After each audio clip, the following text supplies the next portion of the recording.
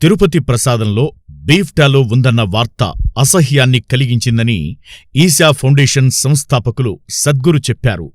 హిందూ దేవాలయం భక్తులచే నిర్వహించబడాలి కానీ ప్రభుత్వాల ఆధీనంలో ఉండకూడదన్నారు. ఈ సంఘటన అసహ్యకరమైందని, భక్తులకిచ్చిన ప్రసాదంలో జంతు కొవ్వు కలిసి ఉండడం మహాపరాధంగా పేర్కొన్నారు. హిందూ దేవాలయాల పవిత్రతను కాపాడుకోవడానికి వాటిని భక్తుల ఆధీనంలో ఉంచాలని ఉద్ఘాటించారు. అందుకే భక్తులే ఆలయాలు నడపాలని, ప్రభుత్వాలు గుడులపై తమ పెత్తనాన్ని విడనాడాలని తామంతా కోరేది అదేనన్నారు. వివాదాన్ని ప్రస్తావిస్తూ సద్గురు సోషల్ మీడియా ప్లాట్ఫామ్ ఎక్స్లో పోస్ట్ చేశారు. గొడ్డు కొవ్వు కలిసిన ప్రసాదం హిందూ భక్తులు తినేలా చేయడం అసహ్యాన్ని కలిగించేది. అందుకే దేవాలయాలు ప్రభుత్వ పాలనలో కాకుండా భక్తులచే నడపబడాలి. భక్తి లేని చోట పవిత్రత ఉండదు. హిందూ దేవాలయాలు ప్రభుత్వ పరిపాలన ద్వారా కాకుండా భక్తులైన హిందువులచే నిర్వహించబడమే మంచిదని ఆయన రాసుకొచ్చారు.